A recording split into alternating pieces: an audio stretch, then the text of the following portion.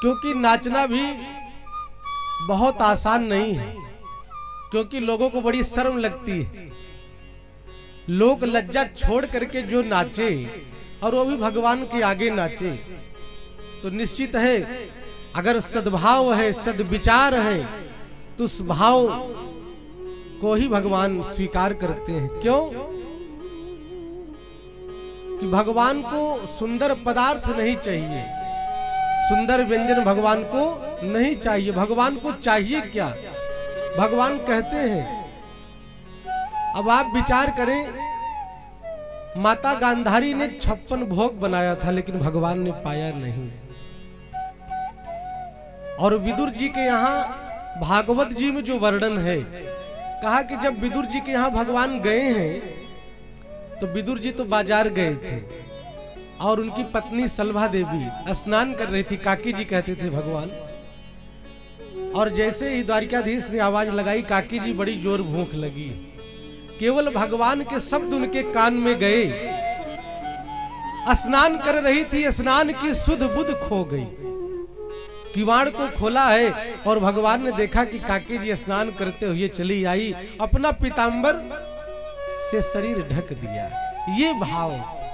और जैसे हम किसी के प्रति हमारा भाव हो कि यह अमुक व्यक्ति अगर मेरे भी घर आ जाए और इसका सेवा सत्कार करने का मुझे भी अवसर लगे, वही हाल विदुराणी का था। पूरे आंगन में एक लकड़ी का पाटा लेकर के भगवान से कहती कि प्रभु यहाँ बैठो, हे द्वारिकाधीश, यहाँ जमीन कुछ टेढ़ी मेढ़ी है, आप यहाँ बैठो।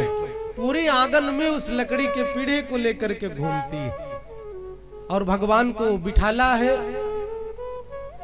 भगवान ने कहा कि काकी जी भूख बहुत लगी है, तो देखा घर में कुछ खाने के लिए था नहीं, आंगन में एक केले का वृक्ष लगा हुआ था। तो सुखदेव जी कहते हैं, केले के वृक्ष से केले का फल तोड़ा और भगवान को इस तरीके से निर्निमेष नयनों से निहार रही हैं। उनका ध्यान भगवान में ऐसा आकृष्ट हुआ, इस प्रकार से चितचोर ने उनके मन को चुरा लिया कि भूल गई, सुध बुध न रही। और केला छिलती, उसका छिलका भगवान को देती और केले के फल को आंगन में बिखेर देती। केवल भगवान को देखे ही जा रही है। और सुखदेव जी कहते हैं, भगवान की करुणा छिलके ही पा रहे हैं कि भक्त के भाव में भगवान भी ऐसे खो गए, कितने छिलके खा गए। विदुर जी आए और कहते हैं, सुनती हो, आज भगवान ने कहा था मेरे घर आने के लिए। कहा कि भगवान आके बैठे हैं। विदुर जी आए, आंगन में देखा सारे केले के फल बिखरे पड़े। कहा कि मूढ़मती तू इतनी पागल है कि भगवान द्वारिकाधीश हमारे घर आए तो उन्हें केले के छिलके पवा दे। बहुत डांटने लगे। तो सुखदेव जी कहते हैं, यहां पर भगवान ने रोका, कहा कि काका जी आप व्यर्थ डांट रहे हैं। सत्य बताऊं तो काकी जी के हाथ से छिलके खाने का जो आनंद रहा, क्या बताऊं, इस द्वापर युग में काकी के जैसा भाव कहीं न दिखा। मैं तो तृप्त हो गया। तो भगवान हमारे सुंदर पदार्थ व्यंजन के भूखे नहीं, किसके भूखे? भगवान कहते हैं कि भाव का भूखा हूं मैं, भाव ही एक सार है, भाव से भजता जो प्राणी, भाव से बेड़ा पार है।